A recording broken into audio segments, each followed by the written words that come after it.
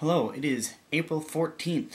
It is 8:55 p.m. Today I decided that I would do something a little different and vlog from outside of the safety of my own bedroom. So what did I do? Road trip to Grandma's house. Woo! I started by placing a call to Apple Care. I'm doing last minute tech support before I leave for my trip. I want to make sure my computer is in good condition. It isn't right now, that's why I'm doing this. It is 1 hour later. My computer is still broken. It's not really broken, there's just something wrong with it. I downloaded this patch that was designed to keep MacBooks from randomly shutting down, and since I've downloaded the patch, my MacBook randomly shuts down. It never shut down before. Isn't that ironic? How the thing designed to fix the problem only caused the problem where no problem existed?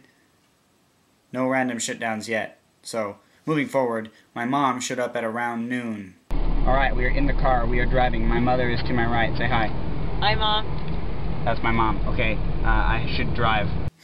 We drove for about a half hour before Mom decided we should stop and pick up some gasoline and other provisions. We're at a very windy gas station buying candy.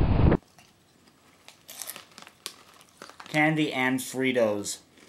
100 miles later, we're currently driving to the middle of nowhere, almost central Southern California. We're coming up on a town called Red Mountain. I'll tell you more when we get there.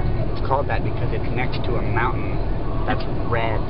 We decided not to get out at Red Mountain because Red Mountain is really creepy. Here's why. The town is really small, and all the buildings seem to be made out of garbage, and I know that people live there because there are a bunch of cars, but you'll never see any people there.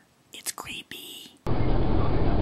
Red Mountain! I was going to get out and document Red Mountain, California, but I decided it was in my best interest to stay in my locked automobile. There's one good thing about Red Mountain, California, and that's because right outside of Red Mountain is... I'm holding the button down. You see, there's this place called Gus's, and Gus's has really good fresh jerky. 75 miles. How's it going? Really good. I'm at the part about the beef jerky. You see, all along Highway 395 are these billboards telling you how close you are to Gus's. I mean, there are a lot of billboards. Really good fresh jerky.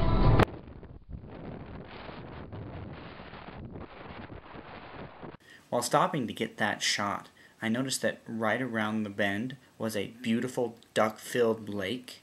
I'm going to show you the beautiful duck-filled lake.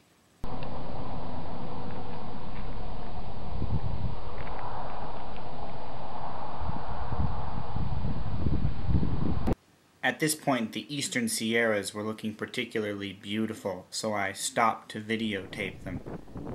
Hey, what's that over here? Oh my god, 2 miles away! Ah! No time for the picturesque eastern Sierras. Gus is right around the corner. Olives, trail mix, peanuts, salami, pistachios, freshjerky.com. See, the thing about Gus is they sell a bunch of locally grown and produced food products. Jerky from every animal fit to jerky. Honey from every plant a bee will touch. A bunch of pickled cocktail olives and cocktail onions and cocktail carrots.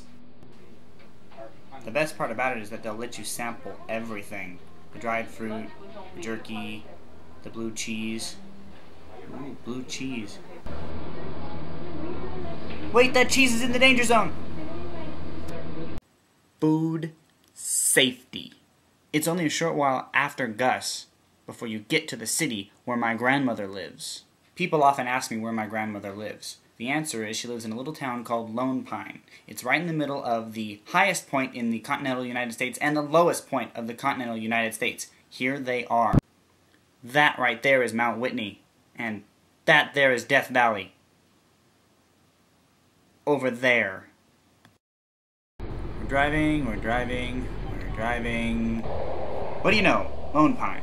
Little town with lots of charm. We are here at Grandma's house. I'm going to go in and say hello. And there's something really important I have to do. I gotta go see Rosie! It's the next morning. My computer kept shutting down last night, so I had to give up and watch Jurassic Park. More on Jurassic Park later. I'm continuing this video from inside of my grandmother's dungeon. Rosie's a dog that belongs to my Aunt Linda. But for about 2 years, my Aunt Linda had to move away and couldn't take Rosie with her. And so Rosie became my dog. But then they moved back to Lone Pine. And so Rosie became their dog again. It's been a few years and sometimes it still hurts. So now every time I come up to Lone Pine, I make it a point to spend some time with Rosie. The following footage was taken by my Aunt Linda. She chose not to be featured in it. Come here, Rosie. It gets me going in ways that I can't explain.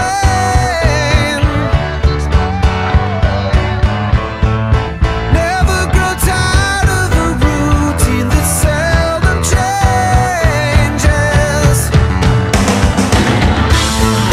It gets me going in ways that I can't explain.